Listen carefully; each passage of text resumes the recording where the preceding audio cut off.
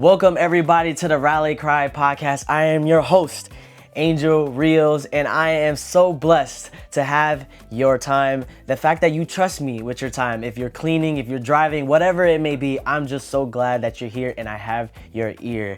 And we're really here because it's all about mental health, right? We're all about empowering the community, engagement, and how can we better define ourselves, right? How do we become a little bit better, even if it's 1%? And today we have a very special guest, and I'm so excited to introduce you guys, Ayanna Crawford. How are you doing today?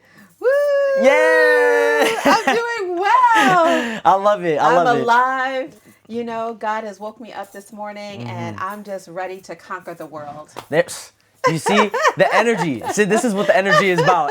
And just before we came on, we were just talking about like centering ourselves, intention, and like that's what this is right here, right? Yes. The intention to talk about, especially like everything that you do in the community, right? I feel like I see you everywhere, and I love seeing your face. You have a great energy, you have a great intention, and I think that matters a lot. And before we even get into more about what you do, because I think there's a lot to cover, I would love to break the ice with you with enough said. Absolutely. And so Let's I got. do it. Let's do it. So Let's do it. Let's do it. Let's do it. So everybody, if you have not got your enough said icebreaker cards, I feel like I say it so much to a point where like I might get a little mixed up. But as there is a website now. I'm actually in the development of it. And if you want, you can actually check it out. It's called therallycry.com. We got our first domain. That's in the progression right now. And I'm just so excited that we're on up. We're on up. So I have some cards here. I'm gonna spread them out on my hands. And this is destiny for you. It is So destiny. whichever card it picks out, Right. we're gonna start and break the ice. There we go. Right here. Always the middle, right? There we go. And what does it say? What does it say? Ooh, what is your go-to comfort food? Ooh. Okay. Wow. Wow. I have a lot. Me too. Enough said, right? Right, enough said, right? But I think for me, I love fruit. I love fruit. Okay. Okay, grapes. Okay. OMG. Seeded though, right? Yes. Listen, grapes and mango. Like I could just sit in a little corner by myself with nobody bothering me and just eat my grapes and my mango. Like, I love it. and I feel so like after I finish, I feel so refreshed. Like I did something good for my body. You know, like my body's all happy now. Like, yay! Yeah. And no, it's a real thing too, right? Like I can totally double down on the mango, Yes, right? I yes, love mangoes. Like I can Yep. eat mangoes all day, every day. Yep. I would say just to see if there's another one that I got. Another thing I love because I love fruits too. Yes. I love dragon fruit. Ooh. I love dragon fruit, like the yellow kind. Like I know there's a Okay. red one, Yes, but like there the is, yellow is a little bit sweeter, and it's almost like it's crispy. Right. You know what I mean? Right, And I just right. like a little crisp to it. I don't know how to. Have you ever had dragon fruit? I've not, but my son has. Yeah. My son is all about exotic fruits. Okay. And so he's had them imported from Oh, other countries. really? Yes. Yeah, my son is like way out there. And Yeah. I'm like, where did you get this from? He's like, oh, Egypt or like, Egypt? Yeah, my son is like, I don't know how he even gets to know to do this, but yeah. That is Yeah. so. Have you ever saw a fruit that he might have had, and you're like, "What is that?" Yes. Do you know? Do you remember what that have been? I have no idea. I know it was yellow and it had like spikes Okay. on. Yeah, you know what that is? I feel like I know what it looks like. I just don't know the name. Okay. Yeah. Yeah. I love it. So Fruits. I was like, whoa. So yeah, and then if I think about like food that we like cook, fried chicken. Fried chicken. You can't go wrong with fried chicken. Fried chicken, chicken wings with sauce, with buffalo sauce. Buffalo. You know, Okay. That's Ranch.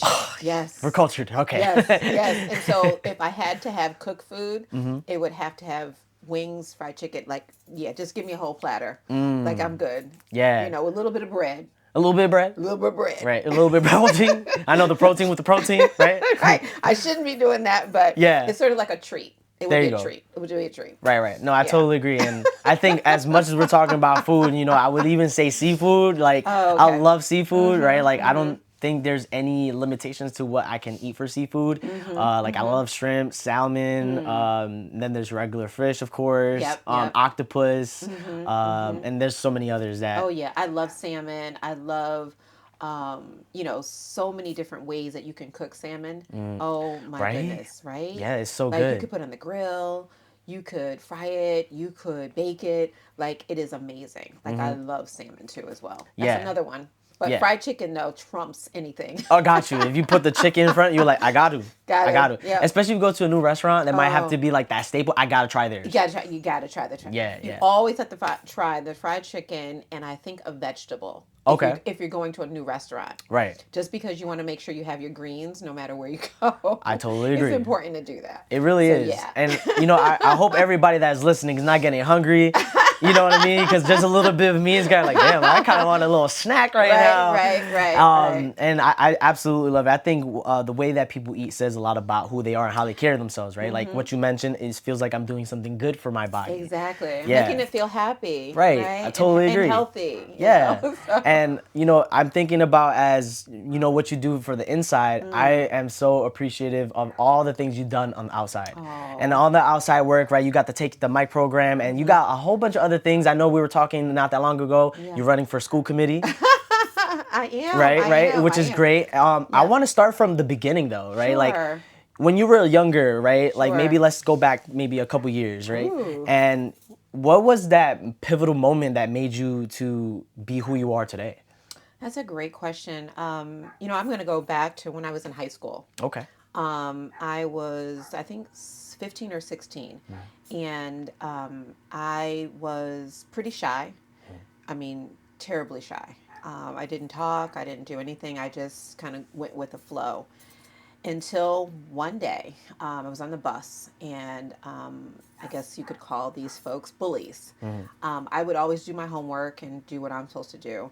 They didn't do their homework, and so they said, give us your homework now because we need to get the answers because we're on the bus, and they were, homework was due that day. Right.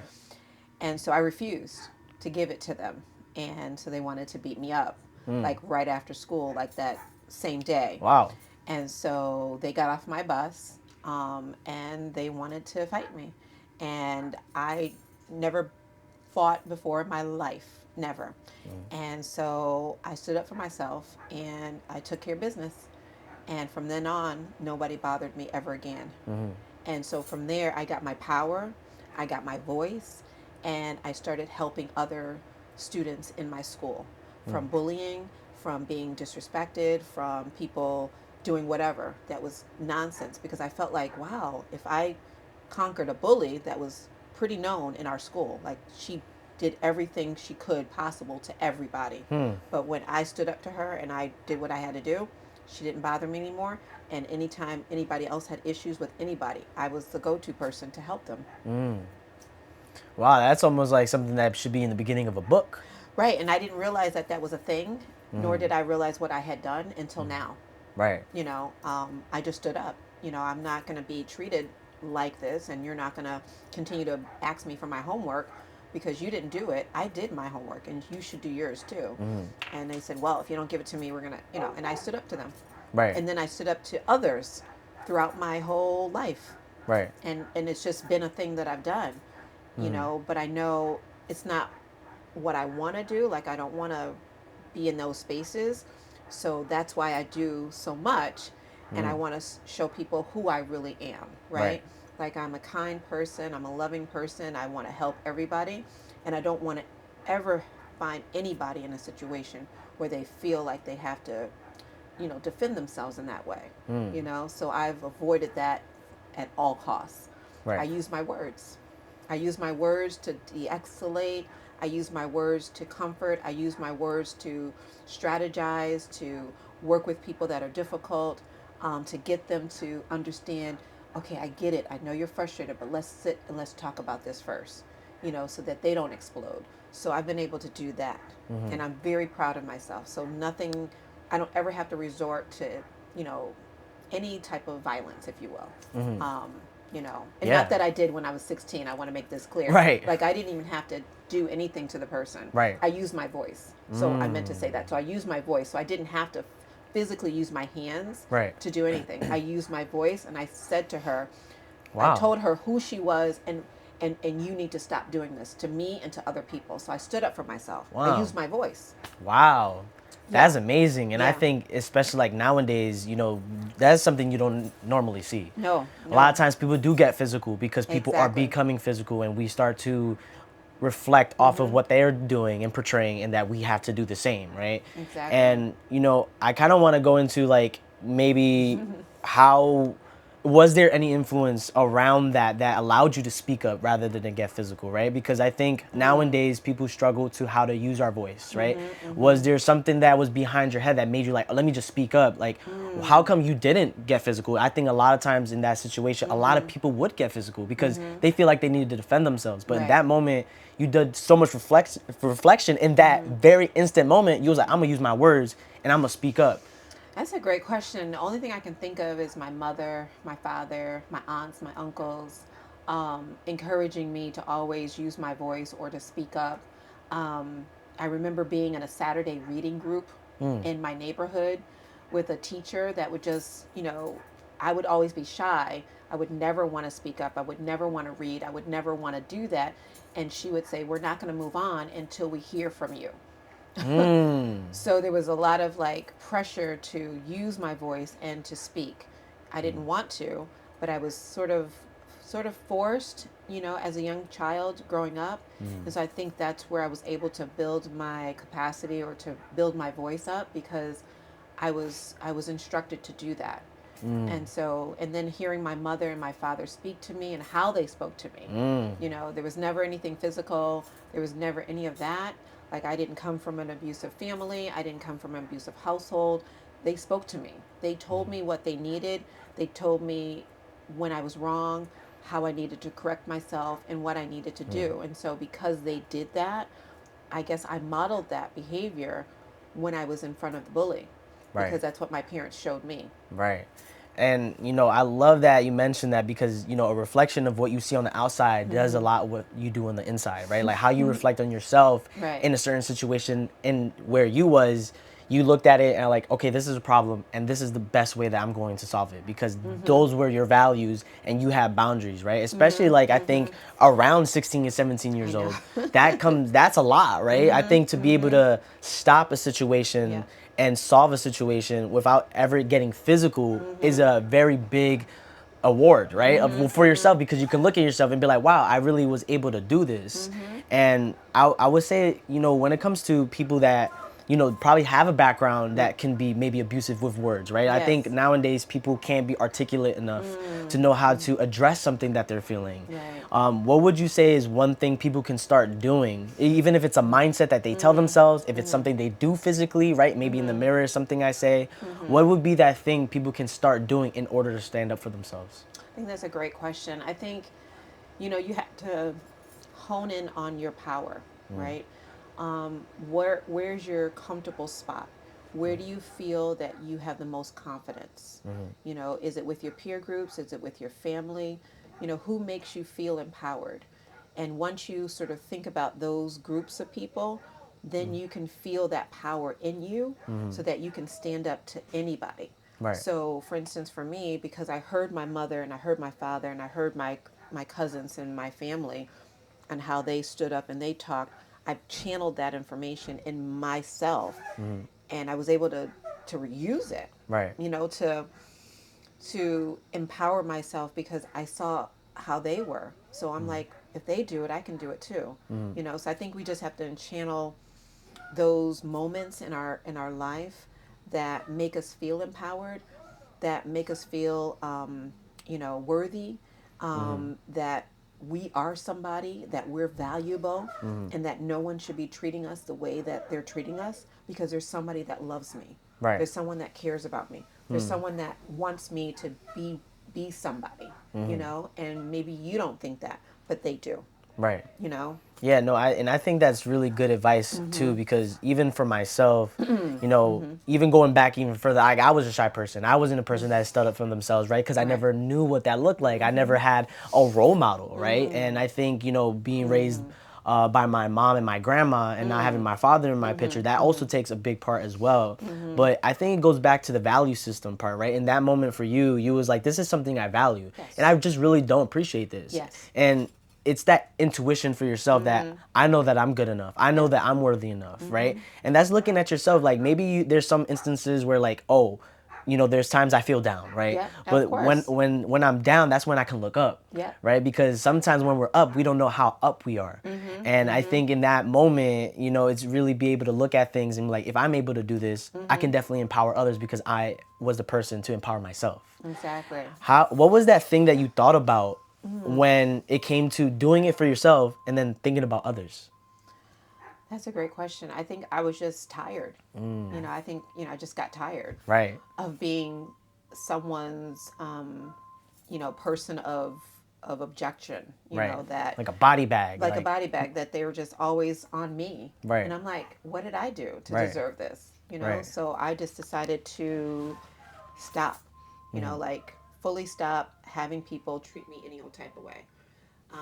And I had to show people on how to treat me as well, because it's one thing people stop treating you a certain way, but it's another way that you show people how to treat you. Yeah. How you do that? Like, Exactly, right? Yeah. How do you do that? Right. I had to learn how to do that. Right. And it comes with boundaries. It comes with your personal space. It comes with, respecting you as an individual, and it's not in a mean way. Right. I think everyone thinks, well, I'm tired of so and so doing. Okay, fine, but there's a way that you say it, and there's a way that you show it. And they might not know that it's offensive to them, or it's offensive. It's offensive. Period. Right. So you just have to be more understanding and compassionate.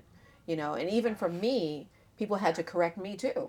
I'm not saying that I was always the one that correcting others. Right. People had to correct me. Of course. I think sometimes when people are very excited about opportunities or topics or conversation, you want to jump right in and give your point of view, but someone's already talking. Right. So when someone's talking, you have to slow down, think first, and then let that person finish. You don't jump in. Right. So we all have these idiosyncrasies or these minutiae of our personality that are not bad, but we just have to channel them in the right way so that people can respect you more, right?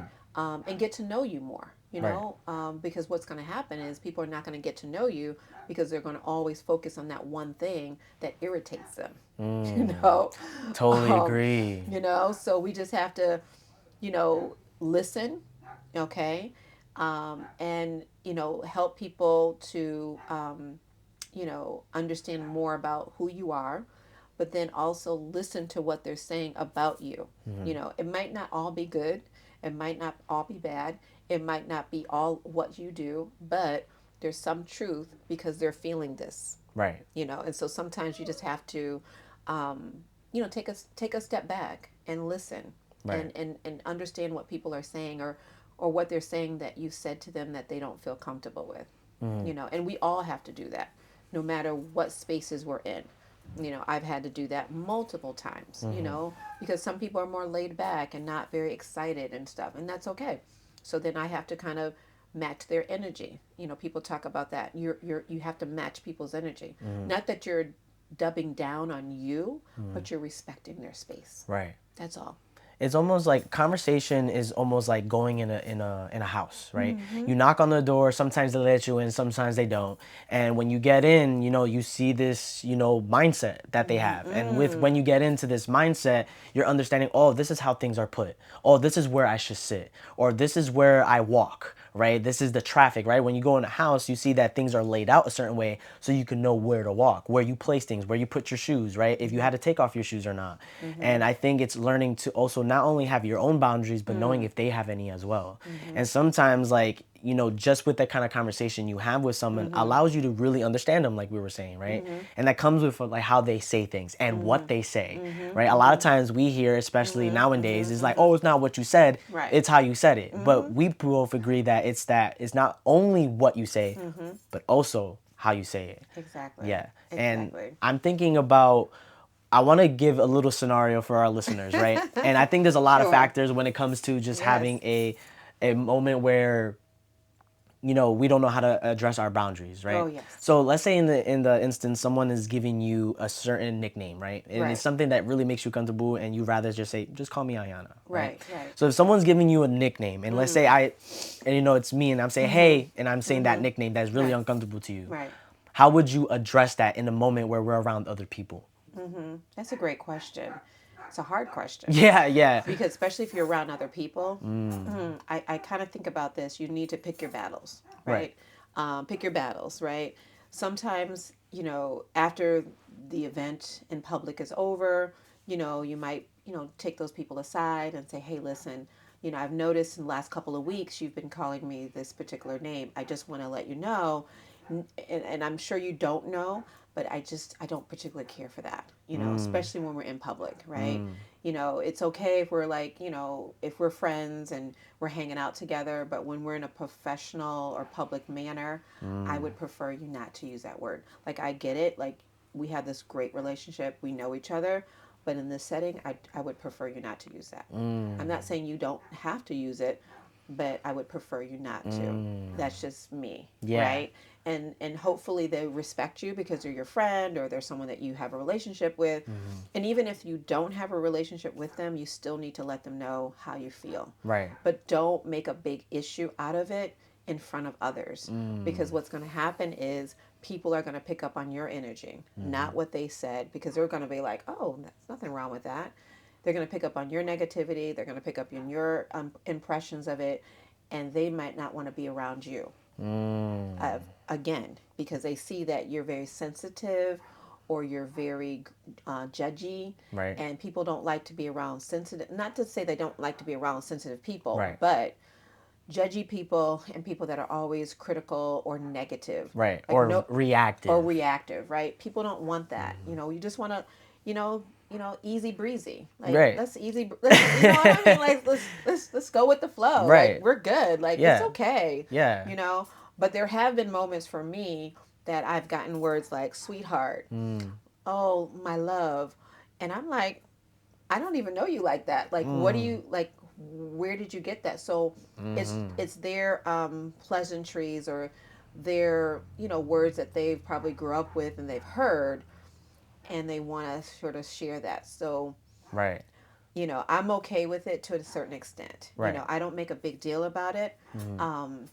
For me, Right. because I don't think it's coming from a place of of Maybe maliciousness or like yeah, manipulative or like trying to be negative about right. who you are and trying to impose. Right. I don't see that happening, but if it were, Right. if it were, then I certainly would make sure that the person really understands my point of view, Right. in a respectful way. I'm not trying to be mean. I'm not trying to, you know, um, you know, be angry about the situation. I just want you to know my thoughts about it. Right. And that's it. And I think that's really well put, that the way that you said it, because I think a lot of times people can be reactive, and I think that comes with a reflection of who you are, and that's okay. Like, being mindful that you are reactive is a big thing, right? That's the first step, like being aware, and then when you can be aware of something, you can change, right? And being able to step away from someone because that's something a little bit more private, and then also being mindful that maybe there is some cultural background, maybe there is their upbringing, and like maybe that's just something that they've been told, and they're just sharing that because that's their own pleasantries. I like the way that you mentioned that, and to be mindful, I'm like, hey, when you pull this person to the side, you mention a lot about me. Like, hey, I prefer. You say the I's in there. You say, Exactly. hey, this is just me saying. Yes. This has nothing to do with you. Exactly. I think sometimes when someone's trying to assert a boundary, they saying you, Right. No. as if it's your fault. No. But if you say, hey, this is me, this is I, Right. and this is who I am, Right. I would like you to address me for who I am and see me for who I am. Exactly. It makes a different approach rather than saying like, hey, I don't like that you do this. It's more of like, hey, Exactly. I Right. would like that you can be able to approach me in this way, right? Keywords, me and I, rather than you and do and all these other things, because Exactly. people don't know. Yeah, they don't, and I think and you don't want to do that because that might be fine for somebody else. Right. Right? So they might be using that word or that term with someone else and they don't have a problem with it, right? And they could come back to you and say, "Well, I use this all the time and everyone is okay with it," you know? So again, it's not you, it's me. Right. You know, Right. so you have to be very clear that it's you that doesn't want this word for you. Right. Not that the word you're using has an issue, but it's just for me. I don't want it to be used. You Right. know, because you might say it to someone else and they might like, "Oh, I love that name. That's cute," or whatever. Right. Whatever they say, you know, and that's good, you know, and that's fine. But for me, I just prefer you not to use it. Yeah, and I think that's a great word that you said the P word, prefer, right? Yeah. And I think that's a beautiful word because you're saying, hey, everybody has preferences, right? The same Exactly. way that we dress, the same Exactly. way that we step in a room, and if we're Exactly. charismatic or not, introvert, extrovert, there's a preference in that. There's a preference for what we eat, right? There's a preference of the people that we hang with, the things that we like Exactly. doing. So it's almost the same way. I prefer the words I like using, and I Exactly. prefer the words that are being used upon me, right? Exactly. Because then it goes back to the energy, right? How I'm Exactly. being portrayed. If you're calling me or saying that I'm this in any form of way, this says a lot about what other people may be seeing of me. And although I don't think you're doing this in a negative way, I Right. just wouldn't like that you use that. That's it. Right? And I love it because I think it's even going back to when you mentioned, like, I think a lot of people can take that, you know, when you set a boundary, it can be like you're coming off aggressive, you're being rude. But Right. it's not being rude, it's just saying, hey, like, I just don't like this, and that's it. And you see how everyone that's listening is like, I'm saying it like this, right? Yeah. I'm not coming off very aggressive. I'm like, yo, I don't like that you do this. Like, if I Right. change my voice like this and I'm sounding Right. like that, it sounds very cutthroat, Exactly. right? I don't want to talk like that. Right. But if I say, hey, you know, I really don't appreciate that you talk to me like this or call me these names, I understand that, you know, having a couple of pauses works too. Exactly. So yeah, no, I love that, and I think a lot of people need to really take in part of what that looks like. So that's why I wanted to make an example because that was a perfect example, and the fact that she did that on the fly, right? I did not tell her about it. She I didn't. did it. I didn't say there was gonna be an example, and she just did it, right? Right. That says a lot. You know, when she was 60, she's from 16 years, right? Like from when she was 16 years old, she was able to improv, right? Like, Yeah. and that's really what it is, improvising. Exactly. It was because I'm like, you know, because not that I saw violence all the time in my life, but you know, you watch TVs, you see stuff, you hear people getting beat up and everything, and I'm thinking to myself, Wow. Yeah. who wants to do that? Like I knew I had some other things I needed to take care of that day. You know, I had places to go, I had to go to work. You know, like I don't have that time to invest that type of energy into you, right? Yes. And you're not in my space to for that, right? Right. So I needed to really be clear on how I was going to manage her. You know, I knew that I was smart. I already knew that. And I knew that my words mattered. I already knew that. So I just needed to have that confidence Right. to come up and to do that. Because I could think it, Right. but I didn't verbalize it. Right. And there, at that moment, thinking and verbalizing met. And they were able to penetrate her so that she calmed down because she was ready to Right. fight me. Right. And she calmed down. I calmed down because I was getting a little bit, you know, my mind was like, okay, what if she hits me? Like, I'm thinking, like, what if she hits me? What am I going to do? Like, you know, and I said, no, you're just going to continue to talk through this. You're going to talk. You're going to talk her down. You're going to talk her down. Everything's going to work out. You're going to Wow. be fine. She's going to be fine. You're going to just talk through it. And that's what I did. Wow. And I don't remember like a lot of the interactions, but I do remember her saying something like, I never knew you. Like, I never knew you. I didn't know you were like this. And it wasn't negative, it was positive. Right. Like, she was trying to say, like, in our young way that, wow, I thought you were going to beat me up, or I thought you were going to fight me. Right. I didn't realize that you were Huh. just, you know, so it was like, I just recall something like her talking or saying something to me, Wow. you know, and she didn't and so it was kind of like, and it was almost like she like hung her head down and was like walking away Wow. like, wow, like what happened here? Yeah. You know, so it was, I just remember that like flashbacks of like thinking, like as we're talking right now, I'm thinking about it more clearly that I remember her doing that. And then the next day on the bus, she didn't bother me. Wow. Nobody bothered me. Did she ever talk to you again?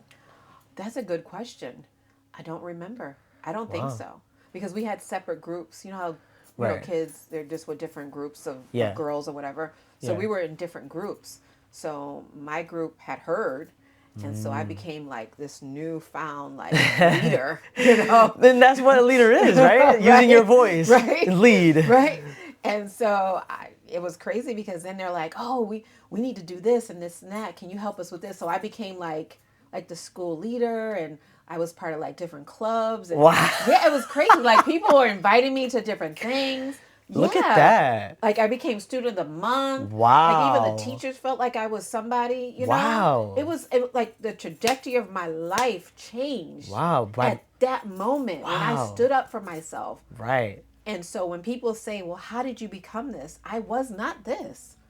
It was a pivotal time in my adolescence at 16, because prior to that, I took it. I Yeah. took all of it. Leading up elementary, middle school. You got tired of it. It Yeah. was just like, enough is enough. Enough is enough. So I had my pivotal moment in life where Wow. I changed the trajectory of my life. If I hadn't stood up to her, who knows Right. what I would be doing right now. That is so true. You know? Wow, like Yeah. that is, and I love that. And honestly, going back to what I mentioned already, you might have to write a book upon that because that's so amazing. I think that Right. to be able to have a testimonial, right? That what it is to really use your voice, Yep, right? yep. Because words have a lot of power, right? Yep. There's a frequency unto what you use, right? Absolutely. There's a literacy Yeah, to absolutely. allow you to put yourself in a position where people can see you and understand you with those kind of words, right? I think we use certain words nowadays in slangs that kind of take away from who we are or what we're trying to portray and hope that someone else is going to understand us. But if we can't even understand ourselves and we can't use those words, those tools, right? Because that's what words are. It's like a tool. Absolutely. Those blocks that make a building, that makes a house, right? And I think it's really about your experience has led you to where you are today, right? Yeah. You have a whole program with Take the Mic, right? And tell us about Take the Mic. Let's hear about it. What is this? What is Take the Mic? Right. What is Take the Mic? So Take the Mic is a public speaking program for girls primarily. However, we do offer it to all youths, all genders. And what it is it's just to empower young girls to use their voice, whether it be in school, in their community, for advocacy of things that they're concerned about and they're passionate about, and to be confident enough to share their point of view, and that their voice and their point of view matters in the scheme of everything. More voices make for diversity, make Yeah. for equity, make for inclusion. And so it's so important that we use so many different voices. Yeah, totally agree. I totally agree. And it's like I love everything that is connected, right? And I always say that because it's where when we understand the communication piece, that's what allows us to build relationships, Absolutely. right? It's not only about problem solving; it's definitely about how do you build those relationships, Yep. and then you sustain those relationships, and then that even goes back to yourself, Yes, right? yes. How you talk to yourself, and I think that was a foundational piece for yourself. You was like, I'm tired of it, right? Yep. And you took that thought process, Yes. and you verbalized that, Absolutely. right? And I think also, would you say the way that you think about things might come off a little bit different than how you verbalize it? Like, I think sometimes we think about things negatively and we have our intrusive thoughts. Do you ever have those moments, and does it take you a long time to do that? And if so, what is that process like for you? Like, what is it that you do in order to actually articulate yourself? That's a great question. So, they always say you're supposed to think 5 times or something like that before you speak, right? And you really should. Because your first inclination, your first thought sometimes might be a negative thought. Right. You might be speaking from an emotional space, right? You're not speaking from a factual space. In the work that I do, I can't speak from an emotional space. I really have to speak from a factual place, a place that people are going to hear me. Because if I'm getting up there and I'm emotional and I'm screaming and I'm yelling, no one's hearing me, right? So I have to think really hard with what words I use, how I choose my words, and when I say what I need to say. Because sometimes there isn't always a need to say anything. You let it go, and then you'll see the whisper or you'll see the flickering thing that you wanted to see change. it just sort of developed like a butterfly. Right. It already evolved, and you didn't have to do anything. Just wait it out for a minute. Wait, I think we need to wait this one out. Look, it's getting ready to change. It changed. I didn't even have to interject. I didn't even have to say anything. Because sometimes words and thoughts travel, and people get that sense from you, Yep. and they start to sort of level down, and Yep. they start to figure out, okay, I need to focus Right. themselves without Yes. you having to say anything, do anything. So I'm very conscious of my timing of when I talk. I'm very conscious of what I say, and I'm very conscious of who's in this space, who's in this room, because people are ready to run and go say, oh, did you hear what she said? They're always ready to do that. Right. So I have to be very conscious of who's in the room, what's getting ready to be said, and isn't important enough for me to put my viewpoint when someone else has already said it. Right. They've already said what I was thinking.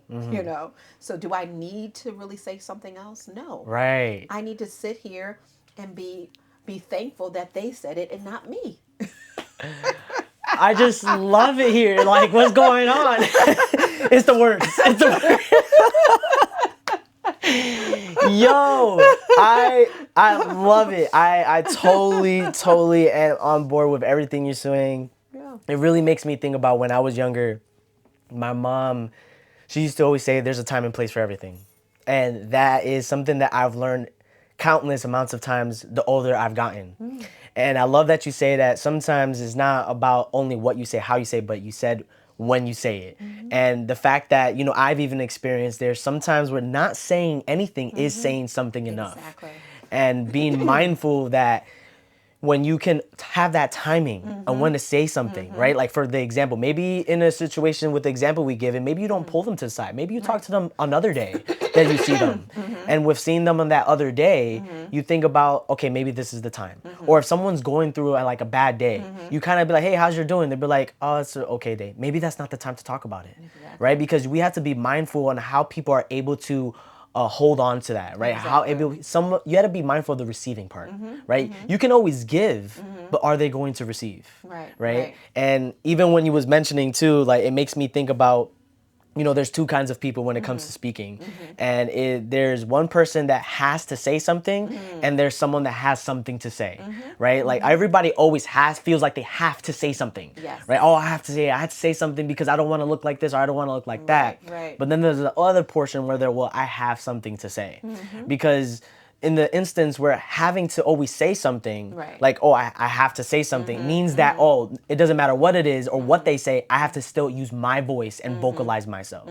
But in the aspect where, like you mentioned, where Yes. maybe they said enough Right. to a point where maybe I don't need to say anything. And I think that's so crucial because nowadays we try to compete Yes. with people say. Yeah. Like if someone says something that was valuable, Right. you'll try, the other person might be like, oh yeah, I was thinking that too. Yeah, that was Right. dope. And it's like, it takes away from you more than it adds on to you.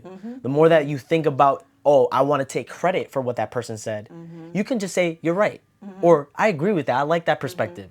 And just engage with that. And that's how you connect. Right. And I think the communication piece really comes with an emotional part as well. Like understanding, like I may have a feeling to this, Yeah. but what's really real about this right now? And I love that you say that the objective piece and the subjective piece, right? The emotional standpoint and knowing that I have to be more factual of what is.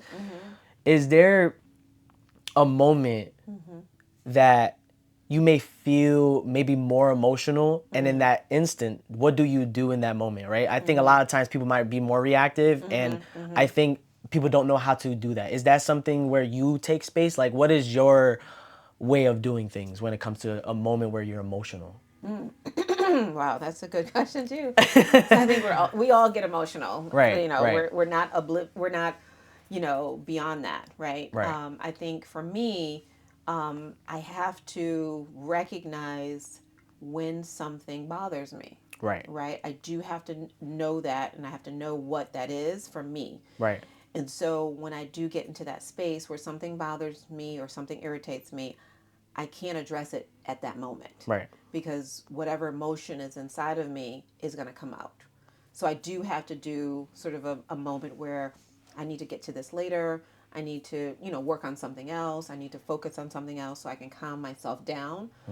Because I never address anything when I'm emotional or when I'm upset, or if I'm just irritated by something. I kind of just, let it subside for a while, and then I'll get back to it if it's important enough. Right. Because even if it's not that important, and it's something that's just for whatever reason I'm just in a box for that day, and I'm like, it should have gone this way, then I just have to let it go. Right? It's done. It's complete. It's okay.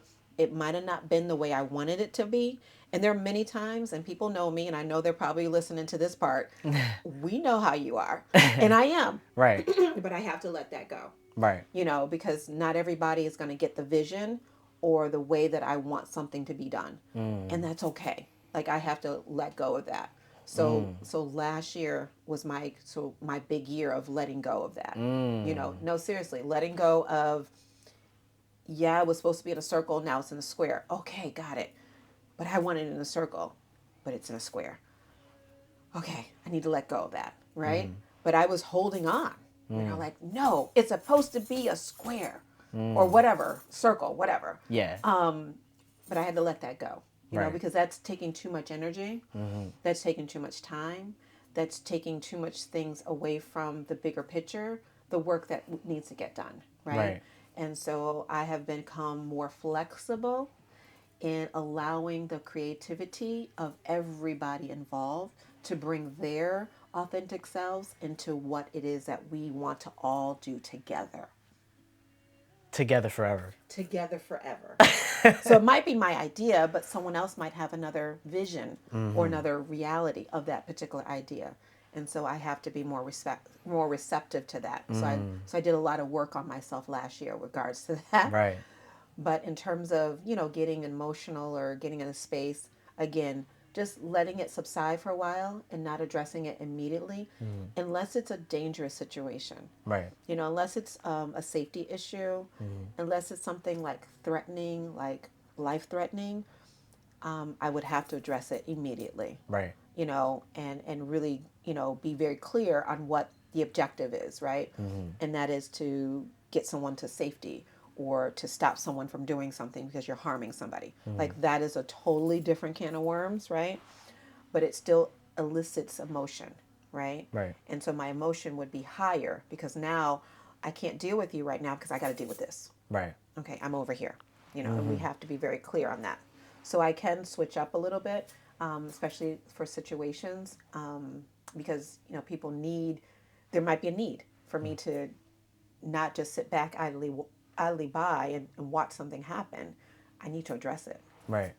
No, I love that, especially the fact that you mentioned flexibility, right? I think when it comes to being in a certain room and you're learning like who's in that room, that those people in that room is a big determination on how you're going to address things, right? And even the way that you talk to them, right? Yes. Like, I always say that when you understand how people talk, you understand how to talk to them. Exactly. And the flexibility then makes me think about how adaptable you are, right? In certain situations, right? There's a situation when you were 16, Yes. the situations where, people may have called you certain names that you don't really feel comfortable about, Yeah. and learning when to address it and if it needs to be addressed. Right. And Totally agree. And actually, as an adult, that happened to me, right? And so I was at a local grocery store. I won't share too much of the details. Yeah.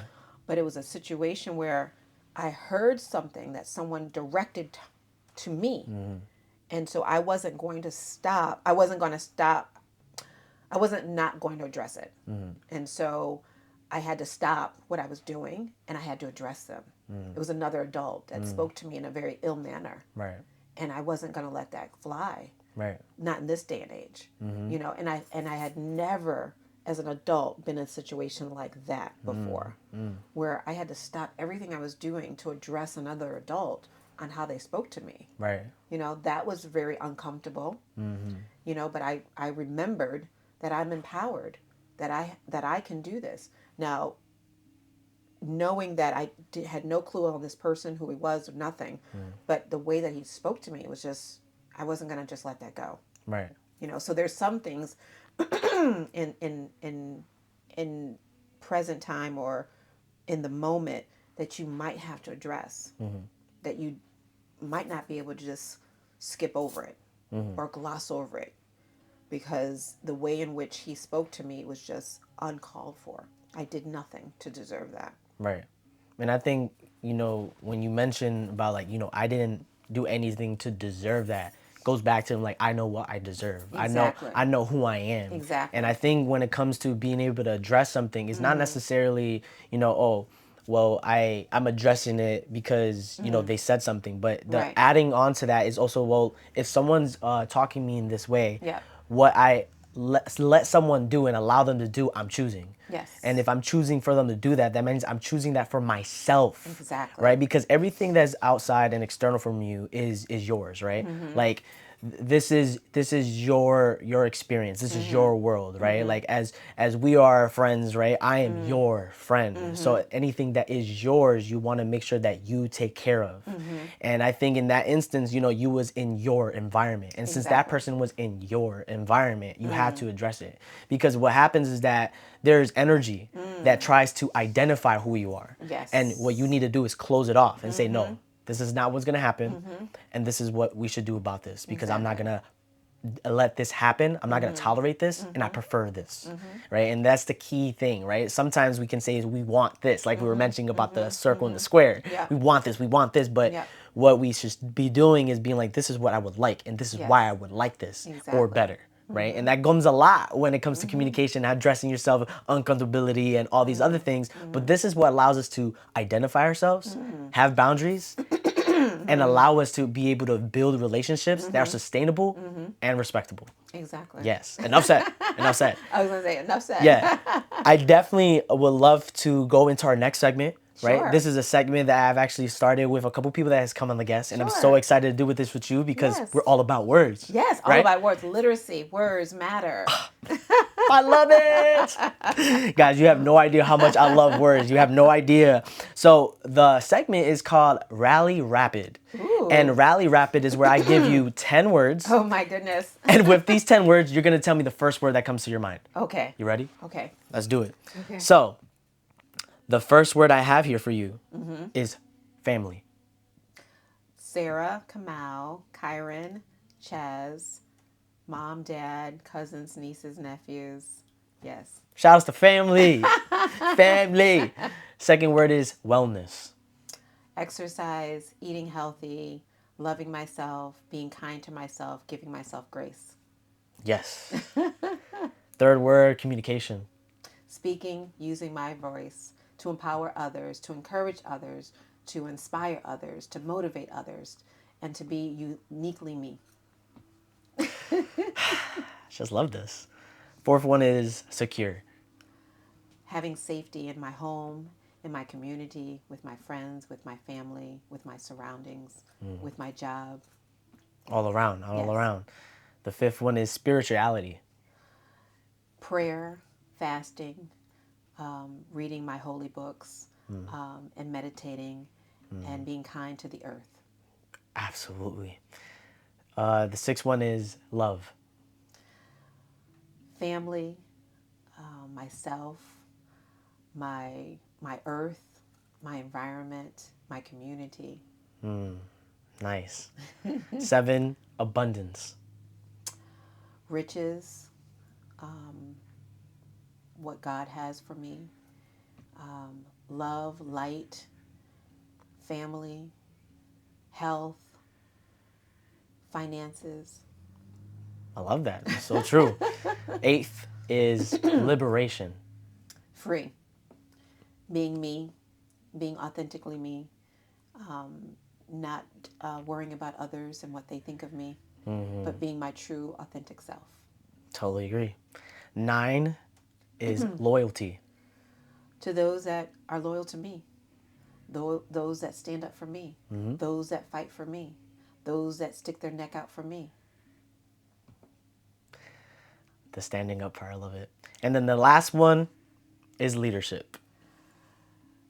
Being in my authentic self, taking on leadership, espousing leadership, helping others become leaders, being a balanced and kind leader, being firm and dedicated, committed, and ever, ever learning. I love it. I love it. Everybody, the calm and collective Ayanna Crawford. You know, this was such a refreshing moment. And as many times as we see each other in the community, I think this is the first time we really sit down and really just talk about what really matters, right? Yes. Like really getting to know each other. And like, I love the background of your story when, you know, you was 16 and you actually stood up for yourself and you used that with words. And, you know, I wish that, you know, when I was a lot younger, I had more of that understanding, right? And be able to stand up for myself. And I've learned it now, and that's something that we still continue to learn. But I think it's so beautiful to have someone like yourself to really use that word and to be able to have Talk the Mic and have the platform to empower other youth and use their voice, because that's really what it matters, right? Exactly. Words have a lot of power, just like stars do. Yes. And energy is a big thing. And I think that, you know, it's just awesome to have you in this community. It's awesome to have you in this space. And I want to also allow you, if there's anything you want to let our audience know that's coming up for you, where they can find you, and how we can just be involved in everything you do. Absolutely. Well, thank you so much to the audience, and thank you so much for having me.